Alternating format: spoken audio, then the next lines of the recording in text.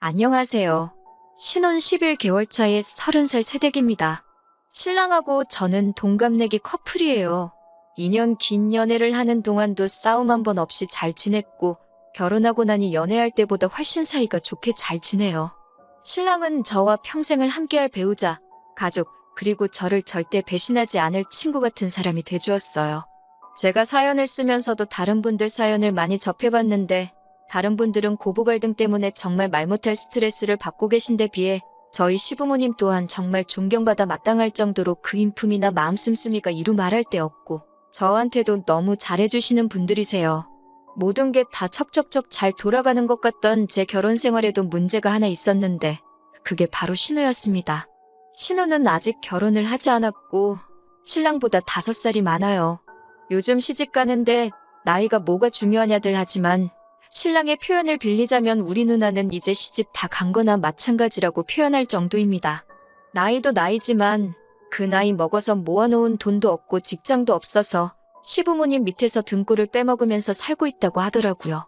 연애하는 동안에는 남편에게 위로 누나가 있다는 것쯤은 알았지만 사실 한 번도 남편의 누나를 만나게 될 일이 없었어요. 신우는 얼마 전까지 지방에서 혼자 살았었거든요. 신우가 취직 준비할 때 연애하는 사이도 아니고 좋아하던 남자가 있었는데 그 남자가 취직이 되면서 지방으로 내려가게 되었는데 그 남자 따라간다고 신우도 그 길로 같이 지방으로 내려갔다고 했어요. 그쪽에서 자취하면서 취직을 했다고 들었는데 신우가 학교도 좋은 곳을 나온 게 아니라서 신우가 따라간 남자처럼 좋은 기회를 얻어 취직을 하게 된 게 아니고 그냥 동네에서 영세한 중소기업 같은 데 들어가서 일을 했다고 합니다. 그러니까 신우가 거기서 버는 돈 가지고는 생활도 어렵다고 징징대는 바람에 지방에 내려가 취직까지 했으면서 시부모님이 신우가 사는 자취방 월세를 대신 내주고 계셨답니다. 그런데 혼자 사는데 허파에 바람이 들어가지고는 거기서도 아주 최고급 오피스텔에 들어가가지고 월세 부담이 엄청나셨다네요. 시부모님께서 그 돈을 감당을 못하시겠으니 그쪽에다가 아예 전세를 알아봐 주셨다고 하고요. 아무튼 그래도 덕분에 서울에 있었으면 취직도 안 하고 시부모님 등골이나 빨면서 살았을 신우가 취직도 하고 시부모님도 좋은 게 좋은 거라고 신우가 그쪽에서 기반 잡고 자리 잡고 살기를 바라셨답니다. 그런데 신우가 회사고 뭐고 다 포기하고 저희가 결혼식을 올리기 얼마 전에 전부 정리해버리고 서울로 다시 올라와 버린 거예요. 그래도 거기서 6년 가까이 살았으면 기반이 어느 정도 잡힌 거 아니냐. 신우가 돌아온 이유가 대체 뭐냐고 신랑에게 물어봤는데 사실 신랑도 신우 쪽 이야기만 들어서 자세히는 모르겠다 하더라고요. 신랑이 신우에게 들은 이야기는 신우가 그 남자한테 엄청나게 어장관리를 당해서 마음고생이 심했다. 모아놓은 돈도 다 뜯겼다는 식으로 들었다는데 사실 그 신우가 좋다고 따라다니던 남자가 신랑 학교 선배 타고 해서 어떻게 아는 사람이었다고 해요. 누나를 가지고 놀았다는 생각에 신랑도 눈이 뒤집혀서 어떻게 연락처를 알아내서 통화를 해봤다는데 그 남자 말은 신우랑은 무슨 일이 있던 것도 아니고 아무 사이도 아니었다는 말을 해왔다네요. 심지어 그 남자분은 그쪽으로 발령을 받아 내려간 뒤에 얼마 안 있어서 사귀던 사람과 결혼을 해서 현재는 애가 둘이라고요. 그러니 신랑도 신우 말을 하나도 믿을 수가 없던 거죠. 신랑이 자기 누나라서 조금 더 세게 말한 것일 수도 있지만 그 남자가 누나를 만났을 리가 없다고 둘 중에 한 명이 거짓말을 한다 치면 그건 우리 누나다 라고 확신을 하더라고요. 제가 혹시 모르지 않냐고까지 하니 그 남자가 미쳤다고 애도 둘이나 딸렸는데 우리 누나 어디를 봐서 그 위험을 감수하며까지 누나를 만났겠냐고 하더라고요. 누나가 어린 것도 아니고 예쁜 것도 아니고 돈이 많은 것도 아니고 직업이 좋은 것도 아닌데 어딜 봐서 그 사람이 가정을 걸고 도박을 하겠냐고요. 그러면 안 되는데 그 말에 저도 빵 터져버려서 아주 웃음 참느라 죽는 줄 알았어요. 아무튼 그래서 신우가 지방 생활을 포기하고 서울로 다시 올라오기는 했는데 그때가 저희 결혼식을 앞둔 지도 얼마 되지 않은 시기였기 때문에 결혼식 당일날까지 제가 직접 신우를 만나는 일은 없었어요. 신부 대기실에서 신우를 처음 봤어요. 신랑이 표현한 것보다는 조금 더 흐릿한 인상의 평범한 첫 인상이었습니다. 그냥 그때도 평범하게 인사하고 결혼 축하한다고 한마디 해줬기에 그때는 신우가 신랑이 말한 것처럼 이상한 사람은 아닌 것 같다는 생각을 했어요. 왜 그 남매들이 항상 서로 그렇게 물어뜯을 것 같이 행동하면서 서로는 엄청 챙겨주잖아요. 제 남동생도 저한테 비슷하게 그러니 그냥 남매가 사이가 좋은가 보다 싶었고 신랑이 말한 것도 다 신우 걱정을 많이 하면서 말은 그렇게 하는 건 줄로만 알았어요. 시부모님 두 분도 엄청 좋으신 분들이니 당연히 신우도 좋은 사람일 거라고 생각을 했거든요. 제가 결혼하던 당시에 해외여행에서 돌아왔을 시 방역수칙이 조금 완화된 상태라서 신혼여행을 다녀오는 데는 큰 무리가 없었어요. 유럽 쪽은 이미 전부 다 개방돼 있던 상황이었고요. 그런데 괜히 가서 병 얻어서 돌아올까봐 걱정이 돼서 저희는 신혼여행은 생략하고 모든 게 다 안정이 되었을 때 진짜 좋은 곳으로 편하게 다녀오자는 계획을 세워서 그렇게 결혼식 끝나자마자 곧바로 저희의 신혼생활이 시작되었습니다. 결혼식 당일날에는 너무 긴장을 해서 그런가 그 시간이 어떻게 지나갔는지 잘 기억도 안 나요. 그냥 무작정 웃음만 나고 행복했던 게 기억이 나네요. 딸을 보내는 친정아버지는 조금 섭섭하셨던 것 같은데 저는 마냥 좋기만 했어요. 아무튼 식비 같은 거 다 정산을 하고 나서 방명록이랑 축의금은 저희가 챙겨서 신혼집으로 돌아왔습니다. 하객이 신랑과 저희 쪽 하객 합쳐서 250명 정도가 왔었어요. 민감한 시기였음에도 불구하고 자리를 빛내주신 분들께 너무 감사했죠. 신랑 측 하객이 140명 정도로 더 많았는데 축의금은 양가 다 비슷하게 들어왔어요. 축의금이란 게 저는 그렇게 크리라고는 생각도 못했는데 여기저기서 받고 나니 그 금액이 엄청나더라고요. 방명록을 보면 저나 신랑 친구들, 그 외 직장 동료들을 제외하면 전부 다 양가 부모님들 하객이었습니다. 말이 축의금이지 사실 그 돈이 그동안 양가 부모님들이 여기저기 다 쓰셨기 때문에 돌아온 돈이잖아요? 친구들이나 직장 동료들한테 들어온 축의금의 비중이 그렇게 큰 것도 아니고 신랑이나 저랑 개인적으로 가까운 친구들은 다 따로 저희들한테 준 게 있어서 사실 그 돈들은 양가 부모님들의 돈이나 다름없는 돈이었어요. 그리고 일반적으로도 축의금은 양가 어른들께 드린다고 듣기도 했고요. 그래서 신랑과 상의하고 나서 축의금을 양가 부모님께 드리기로 결정했습니다. 신혼여행을 안 갔기 때문에 다음 날인 일요일 아침에 바로 신혼집에서 좀 더 멀리 떨어진 시댁으로 먼저 향했습니다.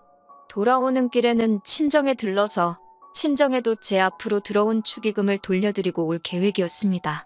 결혼식이 바로 어제였는데 좀 쉬다 오지 그러셨냐며 저희 걱정부터 해주시며 반겨주시니 정말 좋았어요. 무슨 일로 왔느냐고 물으시길래 바로 본론부터 말씀드렸네요. 그런데 시부모님께서는 그건 너희 결혼한다고 사람들이 이 어려운 상황에 먼 길까지 와주시며 축하해주신 돈이니 그 돈은 저희가 갖는 게 맞다고 하셨습니다. 저도 남편도 그렇지 않다고 여태껏 시부모님께서 하셨던 거 돌려받는 거나 마찬가지인 돈이라고 아무리 생각해봐도 다른 사람들처럼 이 돈은 시부모님께서 가져가시는 게 맞겠다 말씀드리니 한사코 그 돈을 거절을 하셨어요. 오히려 그 당시 상황에 결혼식 불참하신 분들이 계좌로 보내준 돈도 있다면서 안 그래도 그 돈도 저희한테 보내주시려고 할 참이셨답니다. 서로 그 돈을 가지고 마음이 불편하겠다며 주거니 받거니 하다가 결국엔 저희가 시부모님 뜻을 꺾지 못하고 가져오게 되었네요. 친정 부모님도 말할 것도 없이 같은 입장이셨습니다. 거기에 시댁 쪽에서도 받지 않으셨는데 어떻게 당신들도 그 돈을 받으시겠냐며 더더욱이 그 돈을 받지 않으시겠다는 입장이셨습니다. 당초 계획과는 다르게 오히려 시부모님과 친정부모님 개인 통장으로 들어온 돈까지 해서 돈이 더 늘어나서 돌아오게 되었어요. 집에 도착해서 남편과 상의를 하고 나니 그러면 그 돈으로 우리가 양가 부모님들께 뭐라도 해드리기로 결정했습니다. 생각해보니 신랑이나 저나 신혼집 리모델링까지 해서 삐까번쩍하게 꾸며놓은 걸 보니 신랑은 시부모님 집이 오래돼서 고쳐드리고 싶고 저도 저희 부모님 가전이며 가구들이 저희 어머니가 시집 오실 때 해놓은 걸 그대로 쓰고 계시니 그걸 바꿔드리면 좋겠다고 생각했어요.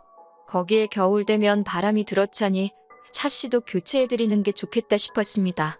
모처럼 그 큰 돈을 의미있게 쓸 수 있게 방향이 잡히고 있으니 기분이 좋더라고요. 신혼여행을 안 간지라 회사 휴가도 남아있어서 신랑하고는 아예 회사에 휴가를 맞춰서 냈습니다. 그리고 그 기간 동안 신혼집 구할 때 마냥 리모델링 회사도 보러 다니고 전자제품 마트랑 가구점 돌아다니면서 이것저것 고르고 있으니 신혼집 알아보면서 지치도록 했던 건데도 기뻐하실 양가 어른들 생각하니 그건 나름대로 또 즐겁더라고요. 그러던 어느 날인데 신우한테서 전화를 한 통 받게 되었습니다. 신우라고는 결혼식 날 한 번 본 게 전부인데 남편이 아니라 저한테 전화가 오니 조금 의아했습니다. 남편은 그때 이른 아침이라 아직 자고 있었는데 남편 전화로도 먼저 걸려왔던 게 아니라 정말 저한테 바로 들어온 전화였어요. 결혼식 날 정신이 없었으니 결혼 축하한다고 다시 한번 말해주려고 전화를 걸은 건가 싶어서 한치의 의심도 없이 전화를 받았어요. 신우가 그런 걸 요구할 줄은 정말 상상도 못했으니까요.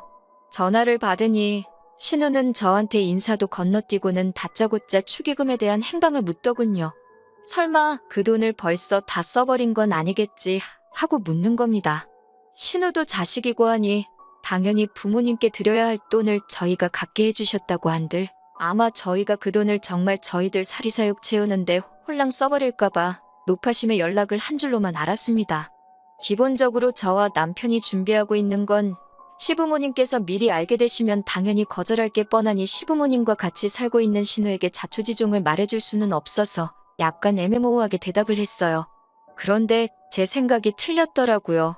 신우는 저희가 정말 저희들 사리사욕을 위해 쓰지 말라고 충고를 하려고 전화를 한 게 아니었고 오히려 시부모님 앞으로 들어온 축의금을 대뜸 자기한테 달라고 하는 거 아니겠습니까? 저는 솔직히 제가 잘못 들었거나 제가 잘못 이해한 게 아닌가 제 귀를 의심까지 하게 되었어요. 그 돈을 저희가 왜 드리냐고 물어보니 어차피 너네 그 돈은 부모님께 돌려드리려고 했던 돈 아니었냐고 하면서 시부모님이 거절을 하셨지만 만약에 그 돈을 받으셨다면 전부 자기한테 썼을 돈이었다 하는 겁니다. 그러니 암만 시부모님이 먼저 거절을 하셨더라도 저희도 그 돈이 필요 없다고 들고 왔던 거나 마찬가지니 그 돈이 자기 돈이나 마찬가지다. 그러니까 내 돈을 내놔라 하고 말하는 것이었어요. 이유는 말씀드리지 못하지만 그 돈은 저희가 사용하기로 한 게 있어서 드리지 못하겠다 말했습니다. 그때부터 신우는 완전히 얼굴에 철판을 깔고는 내 돈을 왜 니들이 마음대로 쓰냐는 겁니다. 그게 어떻게 신우 돈이 되냐고 물었더니 너도 소유권을 포기하려 했던 돈이고 우리 부모님도 그랬던 거 아니냐고 하면서 그런데 그 중에는 신우 본인과 신랑을 어려서부터 알고 지내던 신우의 친구들이 낸 축의금도 포함이 되어 있으니 내 돈이기도 하다며 말도 안 되는 궤변을 늘어놓고 있는 거였어요. 전화로 계속 신우와 신랑이를 벌이고 있으니 남편이 잠결에 통화 내용을 들은 건지 잠에서 깨서 나오더군요. 전후 사정을 모르니 무슨 일이냐고 물어보는데 신우가 얼마나 크게 떠들던지 그 돈이 자기 돈이라고 우기고 있는 내용을 신랑이 다 듣고는 무슨 일인지 한 번에 딱 이해하더라고요. 제가 신우랑 이야기하는데 전화기를 딱 뺏어서는 그 돈을 누나가 왜 탐을 내냐고 누나 이러고 있는 거 부모님도 아시냐고 딱 한마디 하더군요. 신우는 전화기 너머로 그새 남편한테 가서 그걸 고자질을 했냐고 하면서 악을 쓰고 있었고요.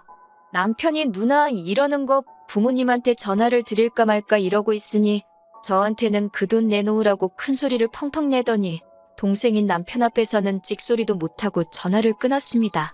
신우랑 신우 친구들이 대체 축의금에다가 얼마를 냈길래 그 돈이 내 돈이라고 우길 수 있는 건지 방명록을 열어봤어요. 남편이 기억을 되짚어가며 누가 누나 친구인지 찾아봤는데 누나 친구 아는 이름 하나 있다고 하면서 방명록 한쪽을 가리키더라고요. 누구누구 왜 6명 해가지고 6명이 와서 10만 원을 내고 갔더라고요. 신우도 하나뿐인 동생 결혼식인데 뭐 하나 해주지는 못할 망정 5만 원을 축의금이라고 냈더군요. 집에 휴지나 세제라도 사왔으면 이런 말도 안 하겠어요. 몇 천만 원이 되는 축의금 중에 꼴랑 7명이서 15만 원 낸 거나 마찬가지인 돈을 가지고 자기 지분이 있으니 그 돈을 내놓으라고 하는 걸 보니 하도 어이가 없으니 웃음이 다 나더라고요. 남편은 배꼽을 잡고 뒤집어지면서 이게 30대 후반 다 되는 사회인들이 낸 축의금이 맞냐면서 포복절도를 하더라고요. 그러면서 남편이 웬만하면 그냥 넘어가 주려고 했는데 이걸 보니 안 되겠다고 하면서 시부모님한테 전화를 걸어서 방금 있던 일을 속속들이 다 이야기해줬습니다. 시부모님 입장에서도 신우가 아픈 손가락이기는 할 텐데 제게 한 짓이 상식선에서 생각해봐도 이해도 용서도 되지 않는 일이라서 그런지 그렇게 인자하신 시부모님도 화를 내실 줄 안다는 걸 보여주시더라고요. 두 번 다시 똑같은 짓은 하지 못하게 일부러 저희를 시댁까지 부르셔가지고는 저희가 보는 앞에서 신우를 아주 쥐잡듯이 탈탈 털으셨습니다. 신우는 남편을 째려보면서 네가 말했냐 하면서 씩씩대고 있는데 그 모습이 무슨 어린 시절에 심술 많은 동네 친구가 엄마한테 혼나면서 딴짓은 더 혼날까봐 못하고 째려보고 있는 그 모습이 딱 비쳐 보이더라고요. 혼자 살면서 정신이라도 좀 차렸으면 했는데 오히려 더 버려놓은 것 같다고 신우가 지방에 처음 내려갔을 때 지원해주신 신우 정착금도 도로 다 가져시겠다고 하시고 신우도 집에서 내쫓아버리셨네요. 오냐오냐 다 받아주니까 세상 어려운 줄 모른다고 혼자서 밥값 할 수 있는 정도가 되면 그때 다시 돌아오라고 하고요. 쫓겨나는 신우한테 남편이 15만 원 건네주면서 이거 축의금으로 들어온 누나네 돈이라고 이거 돌려줄 테니 이거 먹고 떨어지라고 하는데 솔직히 그러면 안 되는데 옆에서 보고 있는 제 속이 다 후련하더라고요. 신우는 결국 지방에 다니던 회사에 사정사정을 해서 다시 입사를 하게 되었고 다시 혼자서 지방에 내려가 살게 되었어요. 하지만 달라진 게 있다면 시부모님이 신우에 대한 지원을 전부 끊어버렸다는 거예요. 시부모님도 이번엔 독하게 마음 먹으신 것 같은 게 자꾸 오냐오냐 해줬더니 당신들께서 신우를 저렇게 만들어 놓은 것 같다며 이번에야말로 신우가 스스로 구실을 할 수 있게 도와줘야겠다고 굳게 다짐하셨나 봐요. 신우도 처음에는 죽는 소리 하다가 사람이 그 정도로는 죽지 않는다는 걸 깨닫고는 지금은 정신 차리고 적응도 하면서 일을 하고 있나 봅니다. 얼마 전에 시부모님 집 리모델링이 끝이 났어요. 바닥이며 벽지, 부엌에 화장실까지 전부 다 싹 바꿔드렸습니다. 시부모님도 엄청 좋아하셨고요. 그래도 부모님 사랑을 느낄 수 있는 게 신우가 힘에 부치면 돌아올 수 있게 신우방은 그대로 남겨두시고 인테리어에 맞게 가구도 새 걸로 다 장만해 놓으셨더라고요. 저도 신우가 저희에게 그런 억지 부리는 사람이 아니라 이번에는 정말 존중받고 한 식구로서 같이 세상을 헤쳐나갈 수 있는 좋은 가족이 되어서 돌아오면 참 좋겠네요.